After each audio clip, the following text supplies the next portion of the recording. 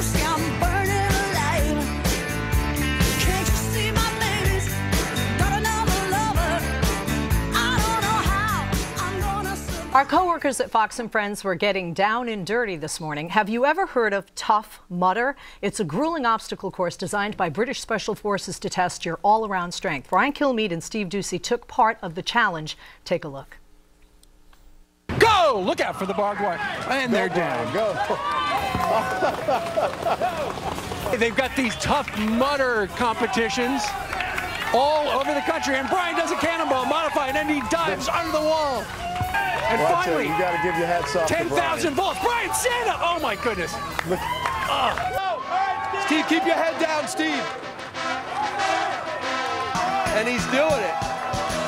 To jump in a tub of ice water. Then he's going to have to swim underneath. Steve, no, you got to go underneath. And the hard part is almost over, except for the electric shocks.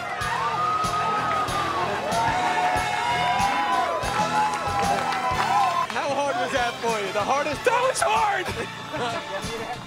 Now, I must admit, when they told me I was going to be reading the Tough Mudder, and I'm thinking I'm in New York, and I'm like, it's some mothers. I'm really anyway. You are a tough broad, and this morning we were emailing and talking in the meeting, and you were at the gym. So I'm wondering, is this something, Andrea, that you would get down and dirty for? Thank you, Leslie. I think. I didn't call you a tough mother. I called you a tough broad. I stopped. Did you notice I stopped? I did. I think I'd rather be called a mudder than a broad. I think so too. Tough chick, Don't worry. tough woman. Beckel probably would have called her the same. I'm just trying to make you guys feel comfortable. You know, you really are becoming Beckel in that chair. He has called me a broad before, many times, and worse. I watch this, and I love the Wounded Warriors a lot, but I think I would opt for the bake sale, even though I am really into physical fitness. But as our cameraman just said, and I'm not going to say who it is because I don't want to dime him out, that wasn't pretty. But I give him credit for doing it, because Ducey, I wouldn't have done it. No. These are awesome we're white, competitions. They're being held all over the country, and you can get a team together and then play for compete for charity. So I think I'm going to nominate Greg to do it next time. How weird was it that the young guy was doing the mic, Kilmeade, and the older guy was doing the exercise? That seems a little wrong. No, I don't. The only obstacle course I do is Times Square around 3 a.m. when I'm stumbling home, trying to find my pants. You were in the gym this morning, though. You're buff. Yeah, I mean, I was in the On the stair climber. Greg, you wouldn't even do the Arctic enema, as it's called? I have done that, but it has nothing to do with this. I didn't want to name them. Just take this a little bit. Let me just bring it back just a little bit.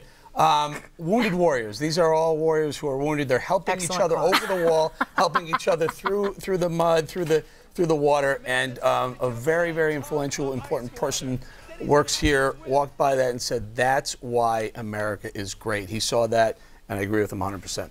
That's very good. Don't go away on that note. One more thing is up next.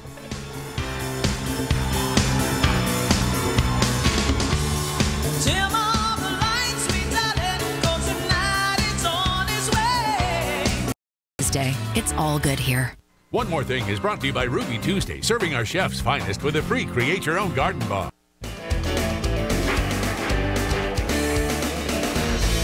All right, it's time for One More Thing. And Greg, since we missed you, you didn't get to do one earlier this week, we'll make up for it and let you go first this time. Oh, thanks, Marcia. It's time for my banned word. Sure. My banned word, or it's a banned phrase. The fact of the matter. We often hear our president say this a lot, but I want to show you why you don't need it. I'm going to read 2 sentences. Here's the first sentence. The fact of the matter is Chef Mario Batali lived on food stamps for a week as a publicity stunt after paying out millions for skimming tips from his employees. Now I'm going to read it this way. Chef Mario Batali lived on food stamps for a week as a publicity stunt after paying out millions for skimming tips from his employees. See, fact of the matter, you don't need that. You still got the essential truth. Didn't even need it. Yeah. You can just let it go. Let it go, God, yeah. You have been very helpful this week in helping people learn what not to say. That's why I'm here. Thank you. Marsha. Andrea. So the former bassist of Motley Crue, who was in the band that has the song Dr. Feelgood, isn't feeling good about President Obama anymore. And he tweeted the other day, having Lindsay at his party and failing our economy, I used to believe in him, but now it's time for a change. There's Nikki Sixx.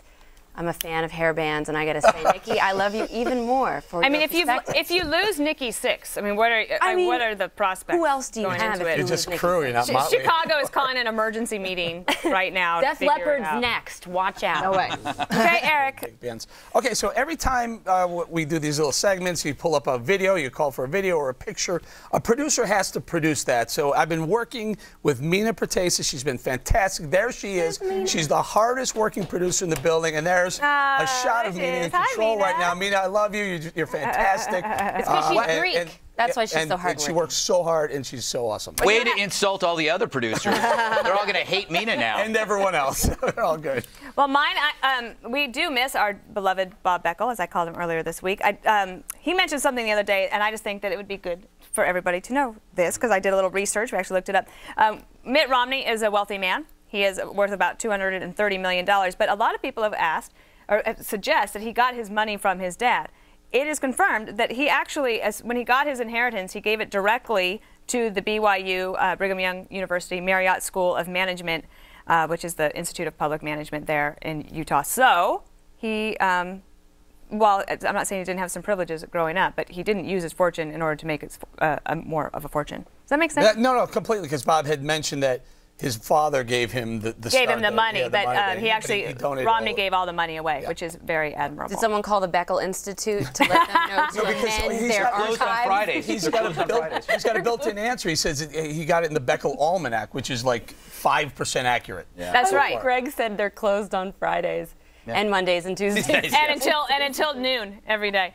Leslie. I am just honored to be sitting here for Bob. I'm not going to be here next week. And Bob, if you're watching, I have a message for you now. You're in Vegas. I just want you to know that when you're at the blackjack table, if it's 14 or higher, you stay, buddy. Okay, you stay. Don't let them hit you. You're talking about the cards, right? Well, yes. and what happens in Vegas stays in Vegas. We know, Bob. No, Bob can't keep anything in. So what happens in Vegas is going to be here on the 5 Monday. I'm really embarrassed because I totally missed that. Missed what? The joke, and I don't want you to retell it. It seems like it was inappropriate. It was. It depends how you look at it. I mean, I'm talking about the age of the Scotch, for gosh sakes. Yeah. People are disgusting. This is a family show. I don't know if anybody's buying it. All right, that's it for us on The 5. Thanks for being here all week. Have a great weekend, everyone. We'll see you Monday.